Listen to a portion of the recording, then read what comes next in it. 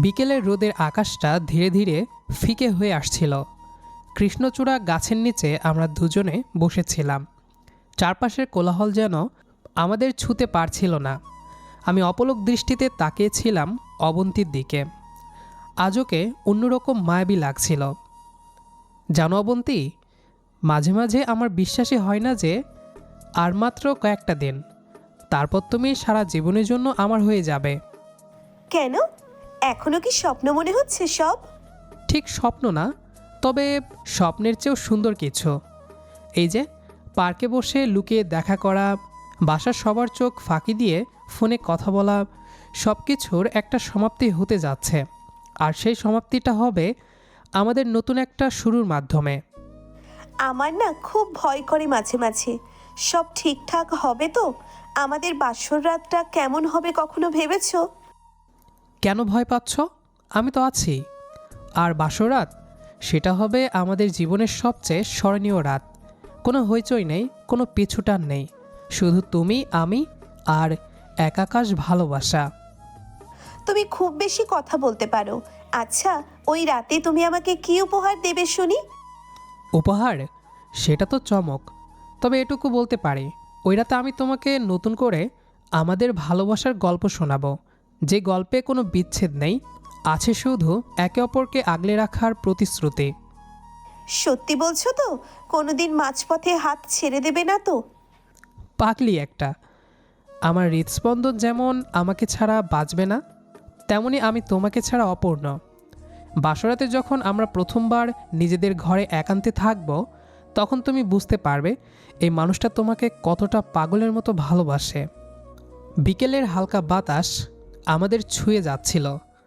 আমি জানতাম সামনে অনেক সুন্দর মুহূর্ত আমাদের জন্য অপেক্ষা করছে, বিশেষ করে সেই রাতটি যা আমাদের দুজনকে এক সুতোয় গেঁথে দেবে। পার্কে কাটানো সেই সুন্দর বিকেলের রেসটা কাটতে না কাটতেই যেন বাস্তবতার মুখোমুখি হতে হলো। বাসায় ফিরতেই দেখলাম এক গম্ভীর পরিবেশ। ড্রয়িং রুমে বাবা, মা আর বড় দুলাভাই বসে কিছু একটা নিয়ে বেশ জোরে সোরে আলোচনা করছেন। আমাকে দেখা মাত্রই মা ডাক দিলেন, এদিকে আয় বাবা, বস। তোর সাথে একটা জরুরি কথা আছে। হ্যাঁ মা, বলো, কি হয়েছে? তোর জন্য একটা মেয়ে দেখা হয়েছে, তোর বাবার বন্ধুর মেয়ে, বেশ সুন্দরী আর শিক্ষিত। আমরা চাচ্ছি সামনের মাসে বিয়েটা সেরে ফেলতে। তোর মতামত কি? আমি এক মুহূর্ত সময় না নিয়ে সরাসরি গলায় জোর দিয়ে বলি, আমি এই বিয়ে করতে পারবো না। তোমরা এই আলোচনা এখানেই বন্ধ করো। বাবা ভ্রুকুচকে আমার দিকে তাকিয়ে বলে, মানে কি সরাসরি না করে দিলি? মেয়েটাকে না দেখেই? কোনো কারণ আছে? কোনো কারণ নেই বাবা, আমি জাস্ট এখন বিয়ে করতে চাই না। তোমরা দয়া করে আমাকে জোরাজোরি করো না। আরে শোনো, বিয়ের তো একটা বয়স আছে। মেয়েটা কিন্তু খুব ভালো পরিবার থেকে আসছে। তোর যদি কোনো পছন্দ থাকে সেটা আমাদের বলতে পারিস। আমরা শত্রু নই। আমি বললাম তো, আমার কোনো কারণ নেই, আর কোনো পছন্দও নেই। আমি শুধু এই বিয়েটা এখন করতে পারবো না, ব্যাস, এটা আমার শেষ কথা। তুই কি আমাদের একটু সম্মান করবি না? তোর বাবার শরীরটা ভালো না, উনি চাচ্ছেন নিজের চোখে তোর সংসার দেখে যেতে। কেন না করছিস সেটা তো অন্তত বলবি। মা, সব কথার উত্তর হয় না। আমি আমার রুমে যাচ্ছি, আমাকে কেউ ডাকবে না এখন। ঘর থেকে বেরিয়ে সোজা নিজের ঘরে গিয়ে দরজাটা লক করে দিলাম। হৃৎপিণ্ডটা তখন পাগলের মতো ধরফর করছিল। আমি জানি কেন আমি না বলেছি, কিন্তু সেই সত্যিটা এখন কাউকে বলার মতো অবস্থা আমি নেই। অবন্তীকে আমি ভালোবাসি ঠিকই, কিন্তু আমাদের সম্পর্কের মাঝে এমন এক দেওয়াল দাঁড়িয়ে আছে যা আমি পরিবারের কাছে প্রকাশ করতে পারছি না। বিছানায় শুয়ে জানালার বাইরের অন্ধকারের দিকে তাকিয়ে রইলাম। অবন্তীর মুখটা বারবার চোখে ভাসছে। ও আমাকে বিশ্বাস করে, ওর পুরো পৃথিবীটা আমাকে ঘিরে। কিন্তু আমার পরিবার যখন অন্য মেয়ের সাথে বিয়ের কথা তুলছে, তখন আমি শুধু না ছাড়া আর কিছুই বলতে পারছি না। কারণটা বললে হয়তো পুরো পৃথিবীটা উলটপালট হয়ে যাবে। পকেট থেকে ফোনটা বের করলাম। অবন্তীর কয়েকটা মেসেজ জমা হয়ে আছে।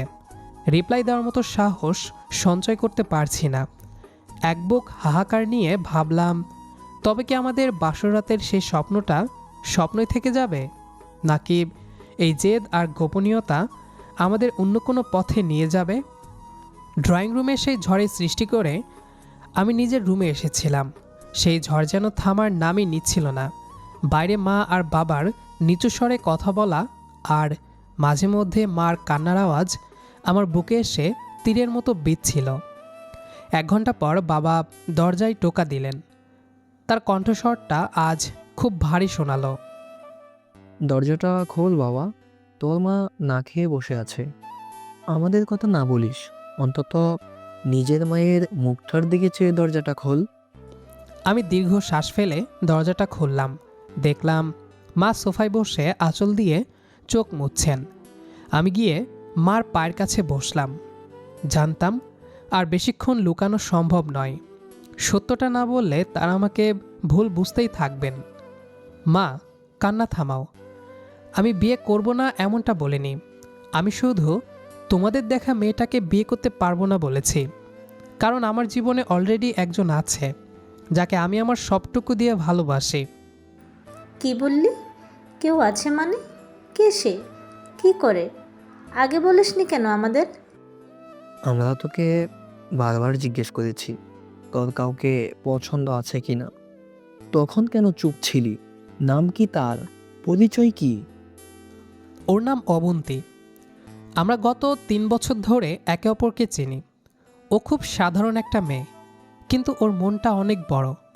আমি ভয় পাচ্ছিলাম তোমরা কিভাবে নেবে, কারণ ওর পরিবার আমাদের মতো এতটা অবস্থা সম্পূর্ণ নয়। কিন্তু আমি ওকে ছাড়া অন্য কাউকে আমার জীবনসঙ্গিনী হিসেবে কল্পনা করতে পারছি না। শুধু ভালোবাসা দিয়ে তো সংসার চলে না। তার পরিবার সম্পর্কে আমরা তো কিছুই জানি না। ছবি আছে তোর কাছে? দেখি কেমন মেয়ে সে। আমার হাত কাঁপছিল। পকেট থেকে ফোনটা বের করে গ্যালারি থেকে অবন্তীর খুব সুন্দর ছবি বের করলাম। নীল শাড়ি পরা, কপালে একটা ছোট টিপ, আর মুখে সেই পরিচিত মায়াবী হাসি। ফোনটা মার দিকে বাড়িয়ে দিলাম। মা ছবিটা দেখে এক দৃষ্টিতে তাকিয়ে রইলেন। ও মা, মেয়েটা তো খুব মায়াকারা। চোখে যেন একটা অদ্ভুত সারল্য মেশে আছে। মার চেহারার কঠোরতা মুহূর্তেই নরম হয়ে গেল।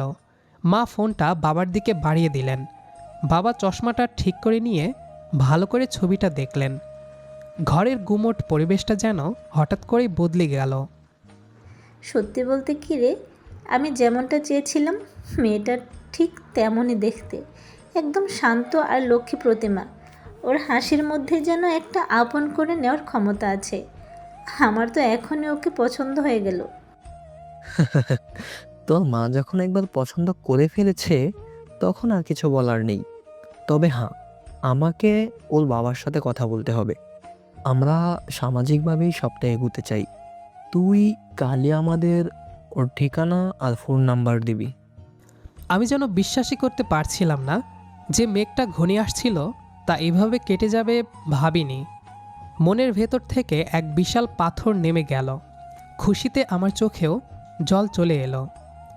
আমি মনে মনে ভাবলাম, অবন্তী, আমাদের সেই বাসরাতের স্বপ্নটা বোধ হয় খুব শীঘ্রই সত্যি হতে যাচ্ছে। সেই রাতে আর ঘুম হলো না। অবন্তীকে মেসেজ দিয়ে জানালাম যে মা ওর ছবি দেখে খুব পছন্দ করেছেন। ওপাশে অবন্তীও খুশিতে আত্মহারা। আমাদের দুজনের হৃদস্পন্দন তখন যেন একই ছন্দে বাজছিল এক নতুন জীবনের অপেক্ষায়। সারা রাত চোখের পাতায় এক মুহূর্তের জন্য ঘুম নামেনি। উত্তেজনায় বিছানায় এপাশ ওপাশ করছি বারবার। সকালের আলো ফুটতেই এক অন্যরকম সতেজতা অনুভব করলাম। ড্রয়িং রুমে আসতেই দেখলাম বাবা আর মা আগে থেকে সেখানে বসে চায়ের কাপ হাতে আলোচনায় মগ্ন। আজ তাদের মুখেও আগের রাতের সেই গুমোট ভাবটা নেই, বরং এক ধরনের খুশির ঝিলিক দেখা যাচ্ছে। হাই বস, তোর মায়ের তো তর সইছে না। কাল সকাল থেকে শুধু বলছে কবে অবন্তীদের বাসায় যাওয়া যায়। আমি ভাবছি দেরি করে লাভ নেই, আজই ওদের সাথে প্রাথমিক একটা কথা বলে কাল সরাসরি প্রস্তাব নিয়ে গেলে কেমন হয়? বাবা, আজকেই কি ফোন করবে, নাকি আমি আগে অবন্তীকে বলে রাখবো যাতে ওরা মানসিকভাবে প্রস্তুত থাকে? হুট করে ফোন করলে হয়তো ওর বাবা কিছুটা অপ্রস্তুত হয়ে পড়তে পারেন। তুই ঠিকই বলেছিস। তুই আগে অবন্তের সাথে কথা বলে দেখ। ওদের সুবিধা মতো সময়ে আমরা কাল বিকেল নাগাদ যেতে চাই। আর শোন, অবন্তীকে বলিস আমি কিন্তু ওকে সামনাসামনি দেখার জন্য খুব অস্থির হয়ে আছি। আমি সাথে সাথে অবন্তীকে ফোন করলাম। ওপাশে ফোন রিসিভ হতেই অবন্তীর কাঁপা কাঁপা কণ্ঠস্বর ভেসে এলো। আমি ওকে জানালাম যে কাল আমার পরিবার ওদের বাসায় আনুষ্ঠানিকভাবে বিয়ের প্রস্তাব নিয়ে যেতে চায়। শুনে ও কিছুক্ষণ চুপ করে থাকলো, হয়তো খুশিতে ওর কথা আটকে যাচ্ছিল। তুমি সত্যি বলছো? এত তাড়াতাড়ি সব হয়ে যাবে ভাবিনি। আমি এখনই আম্মুকে জানাচ্ছি। তোমরা আসবে শুনলে বাবা খুব খুশি হবেন। ফোন রেখে আমি মার কাছে আসলাম। মা তখন আলমারি থেকে নিজের সবচেয়ে দামি আর সুন্দর জামদানি শাড়িটা বের করে দেখছিলেন। দেখ তো বাবা, এই শাড়িটা পরে গেলে ঠিক হবে না? প্রথমবার ছেলের হবু শ্বশুরবাড়ি যাব, একটু পরিপাটি তো হতেই হয়। আর অবান্তের জন্য কী মিষ্টি নেওয়া যায় সেটা তোর বাবার সাথে ঠিক করে নে। মা, তুমি যেটা পরবে তাতেই তোমাকে সুন্দর লাগবে। আর মিষ্টির কথা বলছো, আমাদের ওই দিকের বিখ্যাত দই আর রসগোল্লা তো আছেই, সাথে আমি কিছু ভালো মানের ফল আর চকলেটও নিতে চাই। হাহা, তুই তো দেখছি পুরো তালিকা তৈরি করে ফেলেছিস। আচ্ছা ঠিক আছে, সব ব্যবস্থা হবে। আমি বড় গাড়িটা পরিষ্কার করে রাখতে বলেছি।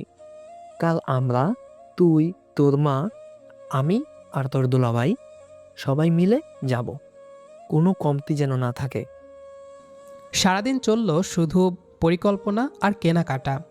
আমি নিজের জন্য একটা হালকা নীল রঙের পাঞ্জাবি পছন্দ করলাম, কারণ নীল রং অবন্তীর খুব প্রিয়। বাবা আর দুলাভাই মিলে মিষ্টির দোকানে গিয়ে সেরা জিনিসগুলো অর্ডার দিয়ে আসলেন। মা ব্যস্ত হয়ে পড়লেন নিজের গহনাগাটি আর উপহার গোছাতে। বাড়ির প্রতিটি কোণ যেন উৎসবে মেতে উঠেছে। আমার মনে হচ্ছিল এই পরিকল্পনার প্রতিটি মুহূর্ত আমাদের সেই কাঙ্ক্ষিত বাসরাতের দিকে এক ধাপ করে এগিয়ে যাচ্ছে। রাতে ঘুমানোর আগে আয়নার সামনে দাঁড়িয়ে নিজেকে একবার দেখলাম। মনে মনে ভাবলাম কালকের দিনটা আমার জীবনের মোড় ঘুরিয়ে দেবে। অবন্তী, আমি আসছি তোমাকে পাকাপাকিভাবে নিজের করে নিতে। অবন্তী, আমি আসছি তোমাকে পাকাপাকিভাবে নিজের করে নিতে। সকাল হতেই বাড়িতে একটা উৎসব উৎসব ভাব। মা ব্যস্ত হয়ে সব গোছাচ্ছেন আর বাবা বারবার ঘড়ি দেখছেন। আমি নীল পাঞ্জাবিটা পরে আয়নার সামনে দাঁড়িয়ে নিজেকে শেষবারের মতো দেখে নিলাম। বুকটা দুরু দুরু কাঁপছে। আজ প্রথম আমাদের দুই পরিবার মুখোমুখি হবে। কিরে, রেডি তো? গাড়ি বের করা হয়েছে। মিষ্টির প্যাকেটগুলো সাবধানে তুলে দিস। হ্যাঁ বাবা, আমি তৈরি। আমরা সবাই মিলে গাড়িতে উঠলাম। প্রায় ঘন্টাখানেকের রাস্তা পেরিয়ে যখন অবন্তীদের বাসার সামনে পৌঁছালাম, দেখলাম ওদের গেটে অবন্তীর বাবা আর ছোট ভাই দাঁড়িয়ে আছে আমাদের স্বাগতম জানানোর জন্য। অবন্তীর বাবা বললেন, আসুন আসুন, আপনাদের অপেক্ষায় ছিলাম, ভেতরে আসুন। ড্রয়িং রুমে বসার পর একটা চমৎকার আড্ডা শুরু হলো। বাবা আর অবন্তীর বাবা খুব দ্রুতই সহজ হয়ে গেলেন, যেন তারা পুরনো বন্ধু। কিছুক্ষণ পর মা বলে উঠলেন, কই আমার মামুনিটা কোথায়? ওকে একটু ডাকুন না। কিছুক্ষণ পরেই দরজার আড়ালে একটা ছায়া দেখা গেল। হাতে নাস্তার ট্রে নিয়ে অবন্তী ভেতরে প্রবেশ করল। নীলপাড়ের একটা সাদা শাড়ি পরেছে ও, চুলে গোজা একটা তাজা বেলি ফুলের মালা। ওকে দেখে আমার মনে হলো যেন স্বর্গের কোনো অস্পরই নেমে এসেছে। ও নিচু হয়ে আমার মা আর বাবাকে সালাম করল। মা অবন্তীর চিবুক ছুঁয়ে আদর করে। ছবিতেই তোমাকে সুন্দর লেগেছিল মা, সামনাসামনি তো তুমি আরও মায়াবী। এসো আমার পাশে বসো। অবন্তী লজ্জিত ভঙ্গিতে মার পাশে গিয়ে বসল। আমার দিকে ও একবারও তাকাচ্ছিল না, কিন্তু আমি বুঝতে পারছিলাম ওর মনের অবস্থা। আমাদের মাঝে যে নীরব কথাগুলো হচ্ছিল তা পরিবারের সবাই হাসি মুখে উপভোগ করছিল। আসলে আমাদের মেয়েটা খুব শান্ত। আপনারা পছন্দ করলেই আমরা ধন্য। পছন্দ তো হওয়ারই কথা। মেয়ে যেমন লক্ষ্মী তেমনই গুণবতী। আমরা চাইছি শুভ কাজটা দেরি না করে সামনের মাসেই সেরে ফেলতে। আপনাদের কোনো আপত্তি নেই তো? আমাদের কোনো আপত্তি নেই। আপনাদের মতো ভালো পরিবার পাওয়াই ভাগ্যের ব্যাপার। আমরাও চাই দ্রুত সব সম্পন্ন হোক। আলোচনার এক ফাঁকে অবন্তী আমার দিকে একবার তাকালো। ও সে চাহনিতে ছিল হাজারো নির্ভরতা আর প্রশান্তি। মা নিজের আঙ্গুল থেকে একটা সোনার আংটি খুলে অবন্তীর হাতে পরিয়ে দিলেন। বললেন, এটা আমার পক্ষ থেকে ছোট একটা আশীর্বাদ। আজ থেকে তুমি আমাদের বাড়ির লক্ষ্মী বউ। নাস্তা খাওয়া আর গল্পের সময়টা কিভাবে কেটে গেল টেরি পেলাম না। বিদায় নেওয়ার সময় আমি যখন গাড়িতে উঠতে যাব, অবন্তী বারান্দায় এসে দাঁড়ালো। আমি ইশারায় ওকে বললাম, ভালো থেকো। ও শুধু এক চিলতে হাসি দিল, যা আমার সারাদিনের ক্লান্তি ধুয়ে দিল। ফিরতি পথে গাড়িতে বসে আমি ভাবছিলাম, বাধাগুলো কত সহজেই না মিটে গেল। আমাদের 4 হাত এক হতে আর মাত্র কয়েকটা দিনের অপেক্ষা। তারপর সেই আকাঙ্ক্ষিত রাত, যেখানে কোনো আড়াল থাকবে না। অবশেষে সেই মাহেন্দ্রক্ষণ এসে হাজির। চারিদিকে সানাইয়ের সুর বাজছে। পুরো বাড়ি আলোকসজ্জায় ঝলমল করছে। আত্মীয় স্বজন আর বন্ধুদের হইচয়ে এক মুহূর্ত একা থাকার সুযোগ নেই। আমার পরনে এখন সোনালি কাজ করা মেরুন রঙের শেরওয়ানি আর মাথায় পাগড়ি। আয়নায় নিজের প্রতিচ্ছবি দেখে বিশ্বাসই হচ্ছিল না আজ সত্যি আমার বিয়ে। কিরে দুলহে রাজা, আয়নার সামনে আর কতক্ষণ থাকবি? বরযাত্রী রওনা দেওয়ার সময় হয়ে গেছে। চল জলদি কর। আমরা যখন দলবল নিয়ে অবন্তীদের কমিউনিটি সেন্টারে পৌঁছালাম, তখন গেটে বিশাল বাধা। অবন্তীর কাজিনরা মিলে গেট আটকে দাঁড়িয়ে আছে। বেশ কিছুক্ষণ হাসি ঠাট্টা আর দর কষাকষির পর মোটা অঙ্কের গেট ধরা সালামি দিয়ে ভেতরে ঢোকার অনুমতি পেলাম। প্রতিটি মুহূর্তে যেন একটা উৎসবের রঙে রাঙানো ছিল। কিছুক্ষণ পরেই কাজী সাহেব আসলেন। বুকের ভেতরটা তখন উত্তেজনায় টিপটিপ করছিল। বাবার পাশে বসে আমি যখন আলহামদুলিল্লাহ কবুল বললাম, তখন মনে হলো আমার জীবনের সব দায়িত্ব আর ভালোবাসা পূর্ণতা পেল। সাক্ষীদের সই শেষ হতেই বন্ধু বান্ধবরা আমাকে ঘিরে ধরল। চারপাশ থেকে অভিনন্দনের জোয়ার ভেসে আসছে। এবার পালা কোণের পাশে গিয়ে বসার। স্টেজটা বেলি আর রজনীগন্ধা দিয়ে খুব সুন্দর করে সাজানো হয়েছে। আমি যখন স্টেজের দিকে এগোচ্ছিলাম, দূর থেকে দেখলাম লাল বেনারসি পরা অবন্তীকে। ঘোমটার নিচে ওর মুখটা তখন লজ্জায় আর আনন্দে আরক্ত হয়ে আছে। ওর পাশে গিয়ে বসতেই ও আলতো করে আমার পাঞ্জাবির হাতা ধরল। কি হলো, এত কাঁপছো কেন? আমরা তো এখন আইনত এক। জানি না, খুব অদ্ভুত লাগছে। এত মানুষের সামনে আপনার পাশে বসতে লজ্জা করছে। বিয়ের খাবার দাবার, ছবি তোলা আর আত্মীয়দের সাথে কুশল বিনিময় করতে করতে অনেকটা রাত হয়ে গেল। এবার বিদায়ের পালা। অবন্তীর মা বাবা যখন ওকে আমার হাতে তুলে দিচ্ছিলেন, তখন চারপাশটা কিছুটা ভারী হয়ে উঠেছিল। অবন্তীর কান্না ভেজা চোখ দেখে আমারও খারাপ লাগছিল, কিন্তু মনে মনে আমি প্রতিজ্ঞা করলাম ওকে পৃথিবীর সেরা সুখে রাখব। গাড়িটা যখন আমাদের বাড়ির গেটে এসে থামল, মা বরণডালা নিয়ে দাঁড়িয়েছিলেন। উলুধ্বনি আর মিষ্টিমুখ করানোর মধ্য দিয়ে অবন্তী আমাদের বাড়িতে নতুন বউ হিসেবে পা রাখল। আমি মনে মনে ভাবলাম, সব কোলাহল শেষ হতে আর মাত্র কিছুক্ষণ, তারপর শুরু হবে আমাদের একান্ত সেই সময়টা। সারাদিনের ক্লান্তি আর হাজারো মানুষের ভিড় ঠেলে অবশেষে যখন নিজের ঘরের দরজায় এসে দাঁড়ালাম, বুকটা তখন ভীষণভাবে কাঁপছিল।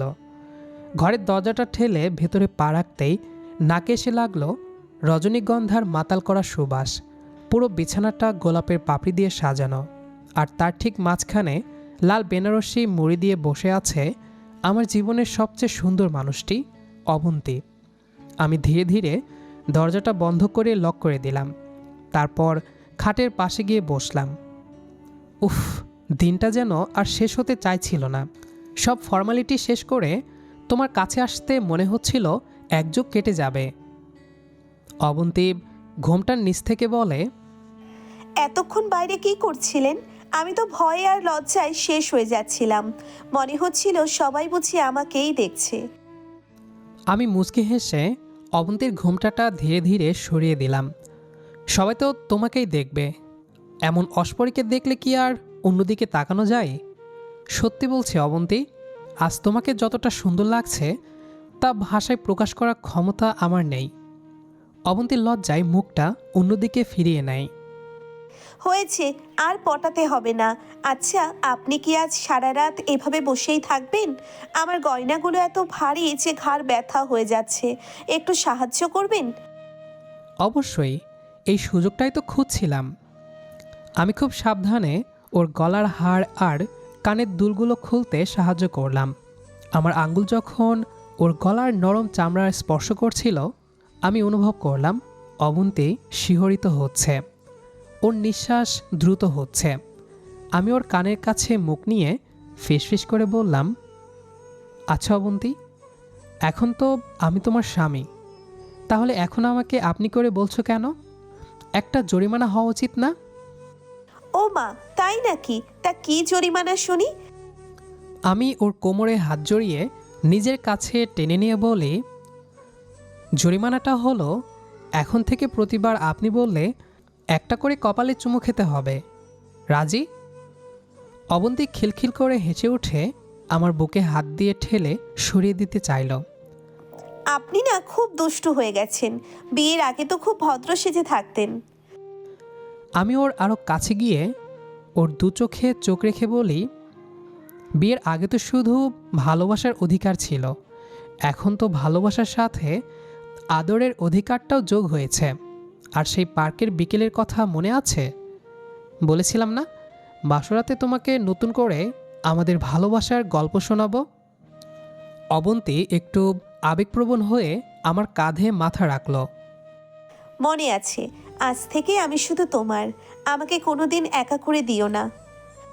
আমি ওর কপালে গভীর একটা চুমু এঁকে দিলাম। কোনো দিন না, মরণ পর্যন্ত তুমি আমার হৃদস্পন্দনে থাকবে। ঘরের ডিম লাইটের নীলচে আলোয় অবন্তীর মুখটা তখন এক অপূর্ব মায়ে ঢাকা। আমি ওর থুতনিটা আলতো করে উঁচিয়ে ধরলাম।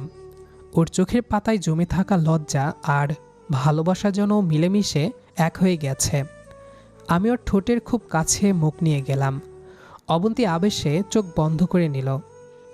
বাইরের পৃথিবীর সব নিস্তব্ধতা উপেক্ষা করে বেলি ফুলের সুবাসে ঘেরা সেই ঘরে আমরা দুজনে এক নতুন ইতিহাসে প্রবেশ করলাম, যে ইতিহাসে শুধু ভালোবাসা, বিশ্বাস আর একে অপরের শরীরের উত্তাপ মিশে আছে। রাতটা তখন ধীরে ধীরে গভীর হচ্ছিল, আর আমাদের ভালোবাসার পূর্ণতা পাচ্ছিল সেই প্রথম সোহাগের ছোঁয়ায়। অবশেষে তুমি আমার হলে অবন্তী। আজ থেকে শুরু হলো আমাদের চিরন্তন সুখের জীবন। তো প্রিয় দর্শক, ভালোবাসা আর আবেগভরা আজকের এই গল্পটা এখানেই শেষ করছি। গল্পের প্রতিটা অনুভূতি যদি আপনার হৃদয় ছুঁয়ে যায়, তাহলে সেই অনুভূতিটা অবশ্যই কমেন্ট করে জানাবেন। আর এমন আরও রোমান্টিক গল্প পেতে আমাদের চ্যানেলটি সাবস্ক্রাইব করতে ভুলবেন না।